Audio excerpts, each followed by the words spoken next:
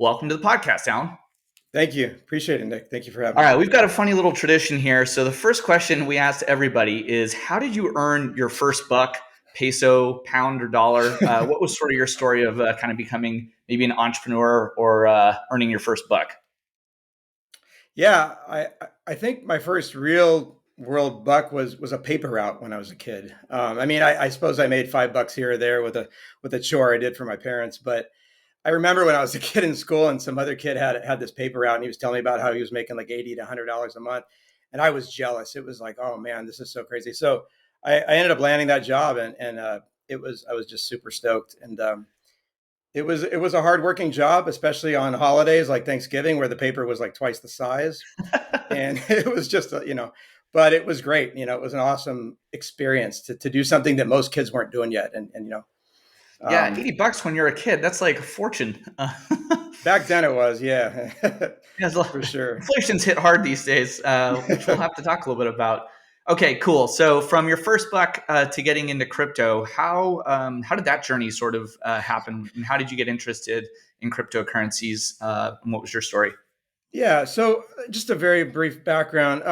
After I kind of out of high school, not really knowing what I wanted to do, I did kind of it's just long story short, after a few years of joining a frat, partying, and kind of then getting a recording engineer degree, realizing that in recording studios, it was all pretty much the same thing, just partying.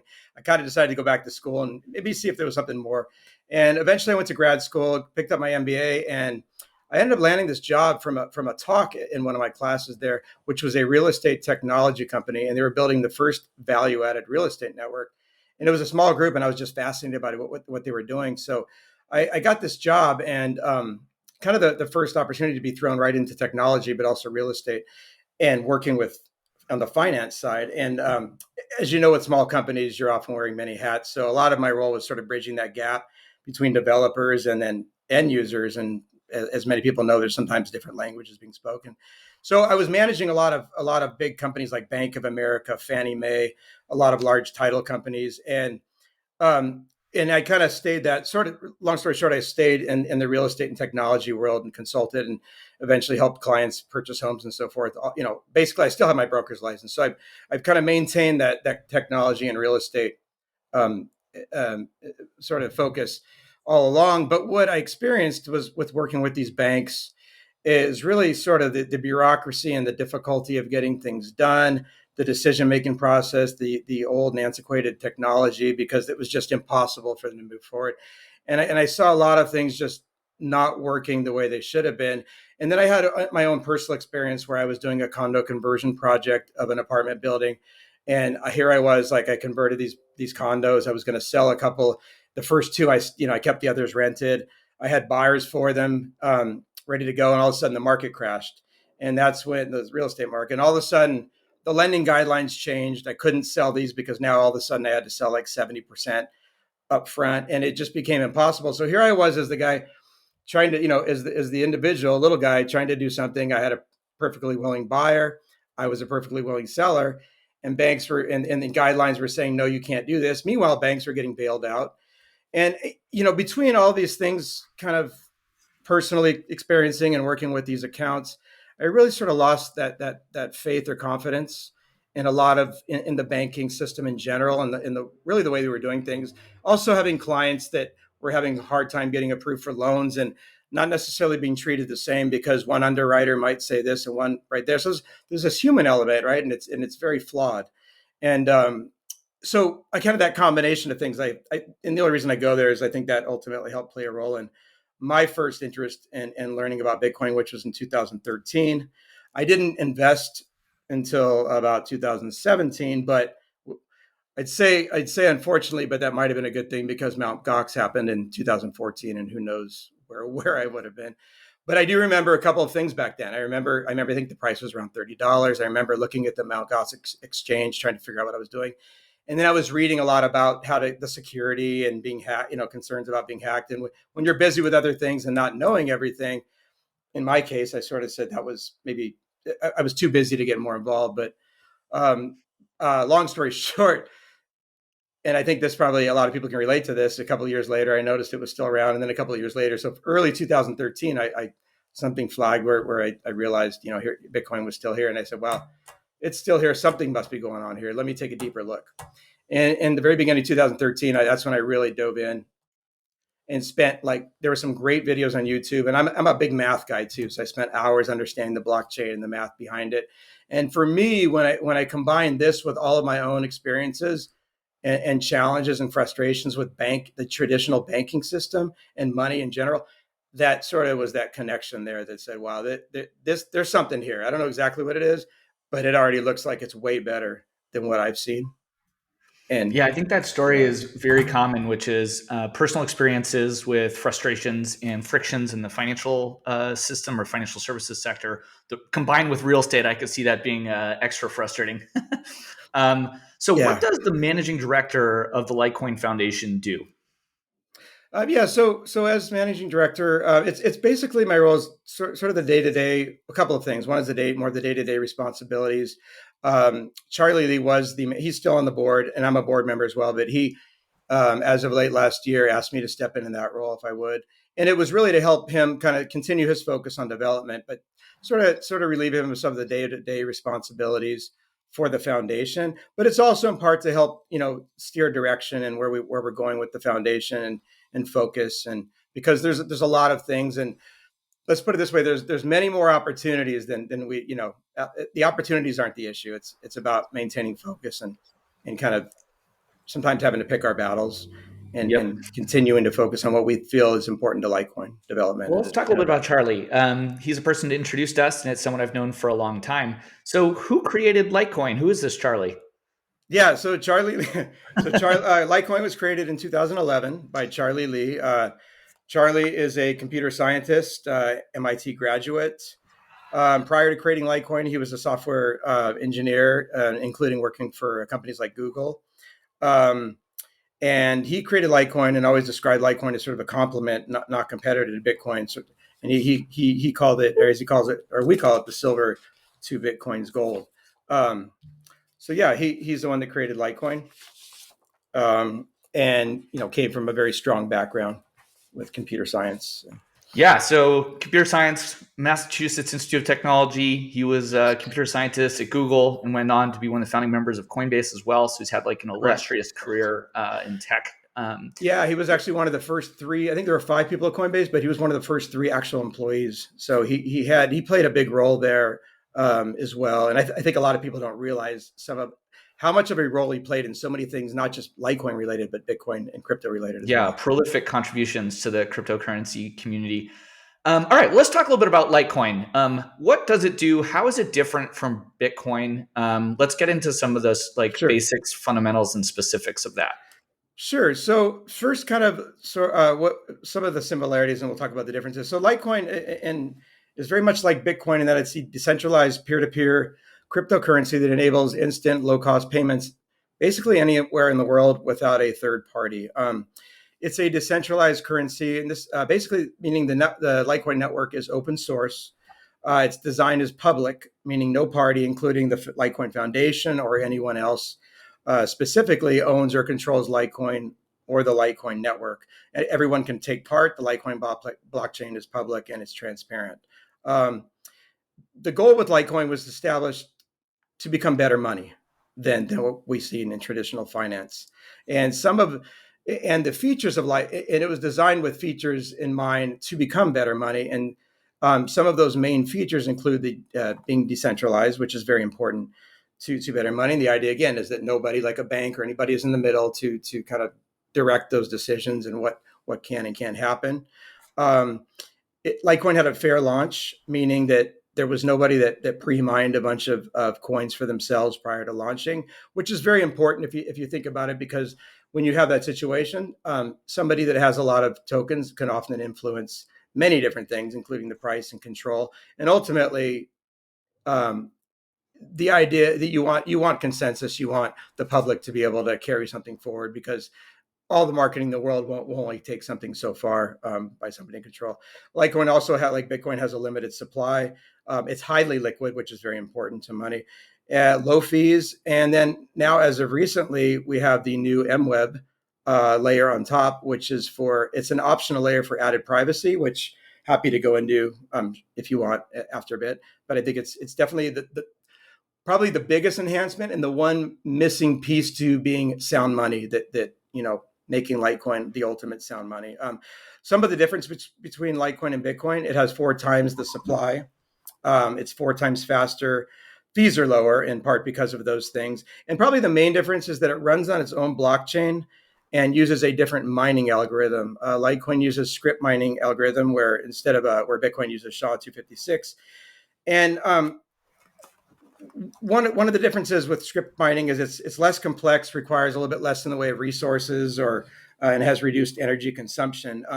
And while there's some people that might argue that might be more susceptible to security risks, to this day we haven't seen any of that happen, and that's strongly confirmed by Litecoin having zero downtime since the very beginning, almost 11 years now. And the other big benefit of having Charlie choosing script mining is that it's not competing for hash rate against Bitcoin, which is a very important thing in the long term. So those are really the basic differences between Litecoin. They hold many of the same values that are important to, we believe, is sound money, with some small differences. Cool. So basically, if we were to summarize, Litecoin was sort of inspired partially by Bitcoin, took some of the attributes, modified some of the economics, and made some fundamental changes as well to attempt basically building a better form of money for the internet. And so some of those things include decentralization. You said the fair launch is inspired the sort of limited supply. It's a highly liquid and low fee network, so people can make payments over the internet quickly. Confirmation times are faster on the Litecoin network than on the Bitcoin network. You said it has a limited supply. So Bitcoin famously has 21 million Bitcoins that are coming into circulation at an ever decreasing rate. Every 4 years, there's a halvening. Is there something similar in the Litecoin protocol? Correct. Yes. So where Bitcoin has 21 million total, Litecoin has a total of 84 million Litecoin, of which I think a little over 70 million are already in existence. And there is also a 4-year halving, which the next halving will be next year. So it also runs on that similar model in mind. Okay, cool. So a lot of parallels that people are familiar with Bitcoin will probably draw some concepts for Litecoin as well. Okay, very cool. So Correct. we kind of, I guess, would describe the product market fit then to be similar to Bitcoin, but maybe a little bit more useful for payments as the fees are lower and the confirmation times are more quick. So give us a sense for how big the Litecoin community is globally. It's been around since the very early days of cryptocurrency, and it's one of the first sort of complementary or arguably competitive, but I think we're sort of learning that they're really not based on some of their fundamentals. How many people are using Litecoin? What do you sort of see as like the level of adoption globally? Are there markets where it's more kind of successful? Can you give us a bit of color on that? Yeah, sure. So, the first thing I always say is price does not indicate much in terms of adoption or anything else. Ultimately, price will follows, but in the short and even midterm, a lot of times, and this isn't just with crypto, but with stocks or any other investments, a lot of times price there's an emotional element to price. Outside of that, yeah, we're seeing So as far as the we're seeing adoption on many different ways and in many different measures. As far as the community, I mean, if we measure by some of our social media platforms, I mean, Litecoin Twitter has almost 1 million followers. The foundation has, I think, a little over 200,000 followers. Other social medias and platforms, including Reddit and others, Facebook, et cetera, have close to half a million followers. But then there's an entire community of people that do not use any of these platforms. And, I know several people that don't use any that know that they're very familiar and hold Litecoin. So it's really difficult to say exactly how big the community reach is. But when we look at like our followings and how they've been growing exponentially, that I think that makes a good statement to the community there and how it's growing as well. And yes, and of course, there's so many different ways, I guess, to measure, but also challenges in measuring exactly how big the community is. Yeah, But fair we enough. see, I it think it's growing. a little tricky for all crypto projects, and I think you're right. The price is not determinant of necessarily how many people are relying on it or using it on a day to day basis. There are cryptocurrencies that have almost no wide scale adoption yet, command very high price points, and yet are not used by the vast majority of crypto community members. So, Yeah, what would yeah. you say are some core like statistics or metrics that you or the foundation look at to sort of demonstrate that Litecoin is gaining adoption? Is it hash power? Is it address distribution? Is it transactions per second? What are like or liquidity? What are things you guys are sort of Yeah. using as your adoption North Star? Yeah, so and that's sure. So there's definitely some things we could look at that show and that Litecoin is growing strong. It's growing significantly. The Again, it's always difficult to measure exactly how many users because you have situations where users have multiple addresses. When you're looking at transactions being sent, it possibly could be from the same person sending to another address. There's exchanges involved, but there are definitely other metrics. A couple of things we could look at is let me just pulling up a couple of things there. One is bear with me for a second here. I'm just pull. These are always changing, so I just wanted to pull some of the latest numbers. Um, So one of the things is the total transactions, and up until the end of last year, Litecoin had a total number of transactions of about 100 million. It currently has about 123 million total transactions. So it literally over 20% or about 20% of the total transactions have happened within this beginning of the year alone. So what we're seeing is not only the transactions growing, but they're growing exponentially. So Cool. that's always a positive sign there. The number of transactions per day has also grown to give or take about 100,000 transactions per day. This was only about 20,000 at the beginning of 2020. So there's again growing in an exponential way. The number of active addresses, and by active we mean like unique addresses to and from, somewhere in the ballpark of 1.2 to 1.4 million a week. So maybe an average of 4 or 5 million a month, or 150, 250,000 transactions a day. Um, and also, I think a couple of other things that are really interesting, like the median transaction value being sent. A couple of years ago, it was $50 to $60. It's now give or take a little under 200, 175 to $200. So people are obviously becoming more comfortable sending more money over the Litecoin network. And then perhaps one of the biggest things I think is when we look at I'm going to use BitPay, which is a payment processing company. Since Litecoin was added to BitPay, many months back, it's grown significantly against the other. I think there's about 13 cryptocurrencies. And as of the latest report, it's now at over 20% of the total transactions that are happening on BitPay. So it's climbing significantly. And that to me is really well, that's a real world use case, right? So that those are Yeah, people those are actually people spending the paying for money. things and invoices using crypto for everything from food to I think Gucci is running an experiment in New York City right now with BitPay. So having 20% of all of BitPay's invoices being used by Litecoin is that's definitely a sign of real world adoption. That's really encouraging, and I think and that's also in part because of the properties that Litecoin offers, and as well as the high liquidity. So yeah, I think we're highly encouraged there. I expect that in general, more people are willing to maybe spend Litecoin than they are Bitcoin as well. So I think it sort of offers that balance between, yes, it's a store of value, but it also, because of the fees being less, it just makes especially smaller payments a lot easier. And one thing I just want to touch on too, when we talk about the product fit, let's keep in mind too, there's a lot of, when we talk about better money, not just better money here, but there's a lot of countries where people have their dollar that's really being devalued strong, and cryptocurrency is a promise for better money for them. There's also a lot of people that just don't have access to banking, and Yep. Litecoin is a very easy way to get involved and be able to send money across the world without without being turned away because of this or that and Yep. so The forth. So circumstances of birth, your credit score, et cetera. Yeah, it's one of the yeah, main reasons I'm interested in crypto is basically the ability for anyone in the world, regardless of the circumstances of their birth, to have open access to being able to do basic things with their wealth. So I'm excited that Litecoin supports all those same principles. You mentioned something a we bit do. earlier in the podcast, and I think it was probably news to me, which was you were describing a new innovation to Litecoin. You spoke a little bit how it related to hardening the currency. Can you talk a bit more about that? I wasn't sure I knew about that yet. Are you talking about the MWEB privacy Yes. layer? Yeah. So Yes. So we just recently, MWEB was just recently launched on top of Litecoin. MWEB is a basically a privacy layer as a side chain to Litecoin. It is an optional layer, and what it does is it adds another layer of privacy. So kind of like until now, there's been a certain level of privacy that's been lacking with cryptocurrency, and especially as we compare it to even traditional financing, where they're often given a little bit more privacy in certain cases than we have.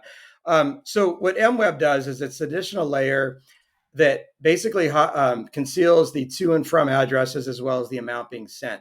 So keep in mind, we have situations where you may not want somebody to know. Maybe there's payroll going on. Where keep in mind, well, let me back up. Right now, the way it is that if you go to pay with, say, Litecoin or Bitcoin, or basically most cryptocurrencies,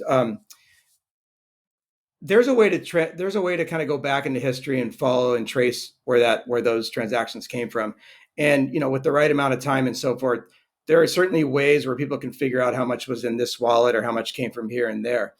um, when you pay with traditional, in traditional finance, whether it's cash, if you go to a store and pay in cash or credit card, they don't know how much is in your bank account. They don't know how much extra cash might be in your wallet, nor should they know. I mean, this is a basic level of privacy that's already given to traditional finance.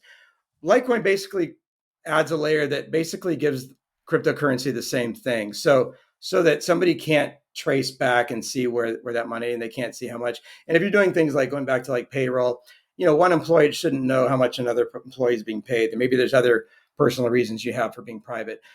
But the benefit of this is that it's a side chain and it's optional. So you can decide to use it when you want, and then you could send the Litecoin right back to the main chain, and where it's transparent again. So um, I think this is like very important for just not only privacy being a fundamental right, human right, but it's just the one piece that was missing from sound money. It's sort of like converting Litecoin temporarily to cash, for lack of a better word, and then going back. And that's one thing, at least to this point, that Bitcoin doesn't offer, and even paying with cash or credit card offers, in the extent that somebody can't see, your merchant or vendor can't see what you have in your bank account. The reason it's optional. Oh, go ahead. Yeah, how does it work? So do you opt in at the point of payment? Do you need to use a compliant service? So yeah, so it requires a wallet that's compatible. Right now, we have our core wallet that's compatible. We're looking at, this will grow, and so that more wallets will implement MWEB over time. So it's going to take it is a process, and it will take some time. But basically, any wallet that's compatible can generate. It's as simply as sending Litecoin to an MWEB compatible address. And then when you want it to go, it's that simple. And when you want it to go back, you just send it back to a normal Litecoin address.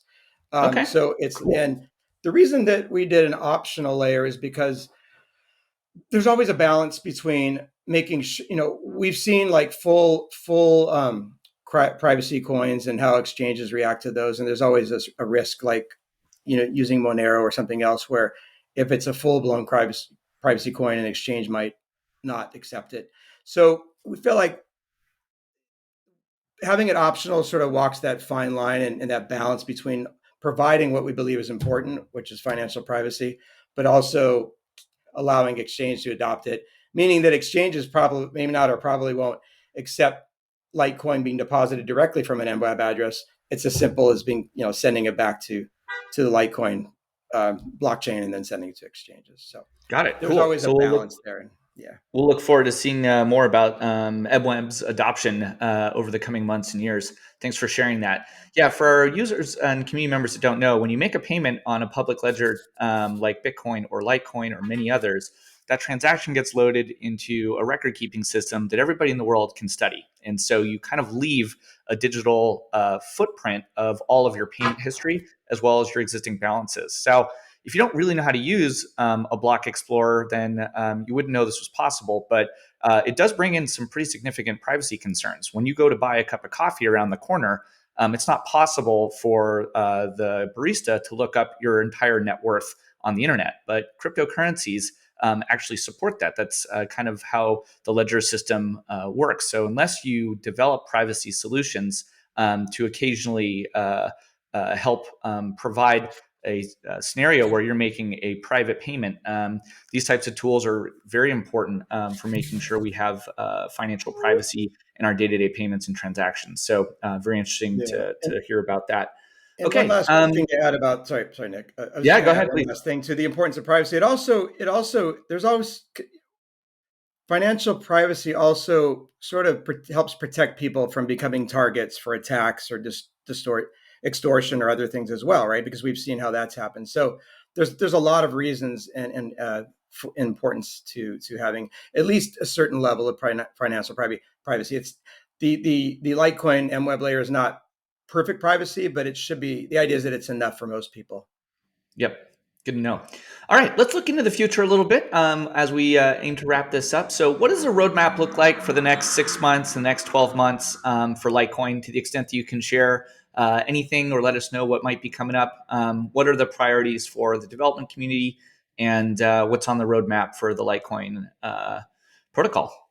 Sure. So there's several things we're working on. Probably the most in the immediate future, we have our annual Litecoin Summit that's taking place in October, on October 21st and 2nd in Las Vegas at the Link Hotel this year. This will be our third annual summit. Well, our first we had to push it back a couple of years because of the environment and situation, but we're excited to be offering this again. This summit is an incredible opportunity our goal is to have an annual summit, and the importance of that is really bringing the community together, including developers, innovators, industry leaders, decision makers in the community, to kind of a physical environment, which provides a fantastic way to learn and network and really position. If you're looking at crypto and wanting to be involved in the future, and position yourself for the future, this is one of those fantastic opportunities to really gain more knowledge and network with some of the brightest minds in the space. So that's happening soon. Litecoin.net is our website. You can find more information about the summit there. And it'll also be a lot of fun. It's in Vegas, and these have always been a great time to get out and have some fun. Uh, MWeb, as we talked about briefly, is continuing to see that through and gain more adoption. The more people that use MWeb, the better it actually works. Its function works. Wallet development right now, our Litecoin supported wallet is Lite Wallet. So we're continuing to build that and integrations. We are also working on some other wallet announcements that we can't talk about yet, but we'll be announcing soon. Let's see, partnerships are very important to us. And the goal with partnerships is to kind of help increase the adoption and partnerships. Any way we can kind of help increase Litecoin adoption, whether it's the Litecoin debit card we offer or any other types of integrations that help from that standpoint. We also just recently partnered with Antpool to create Litecoin LTC Labs, which is a new organization. And the goal is Antpool is actually donating half of their Litecoin mining funds to the pool. And it'll be sort of a DAO-like pool where between Litecoin Foundation and Antpool together will vote on how to use those funds. And the idea is that those funds will go towards new projects and things that help grow the Litecoin ecosystem. And then one of our other key focuses is just helping to onboard merchants and going back to adoption and helping them get set up to accept Litecoin, making it easier for people to pay with Litecoin. So yes, adoption is really is kind of the key focus there. All right, cool. Well, Alan, thank you so much for your time today and to teach us a bit more about the history of Litecoin, what makes it different from Bitcoin, and sort of where it fits in the cryptocurrency ecosystem. We're excited to hear about all the improvements that are coming down the pipeline, MWeb, wallet development, more integrations, more partnerships to increase adoption. The Antpool Litecoin Labs project sounds super interesting. So as that comes forward, I'm sure community members will be excited about ways to get grants and support more projects. And then if you've are a merchant out there and want to accept cryptocurrency, Litecoin sounds like a great way to do that. You can partner with firms like BitPay to do it quickly. So in conclusion, if you're excited about anything you've heard today, you can buy, sell, swap, trade, or hold Litecoin right within your blockchain.com wallet. Go visit blockchain.com to get started today. And if you want to attend an in-person event, litecoin.net, for the annual festival in Las Vegas. That sounds pretty fun. So thanks again, Alan. Really appreciate your time today. Thank you for joining the Blockchain.com podcast.